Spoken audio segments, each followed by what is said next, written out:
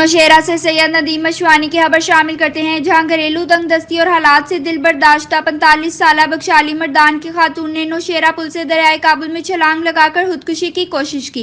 Rescue 1122 और मुकामी राहगीरों की इत्तला पर रेस्क्यू 1122 के गोताखोरों ने बरवक्त कार्रवाई करते हुए दरियाए काबुल से खातून को जिंदा बचाने में कामयाब हो गए। रेस्क्यू 1122 के मुताबिक खुदकुशी करने वाली अरशदा बीबी को थाना नौशेरा कैंट के हवाले कर दिया गया। पुलिस ने खातून के शोहर और करीबी रिश्तेदारों को बुलाकर मामला हल करवा दिया।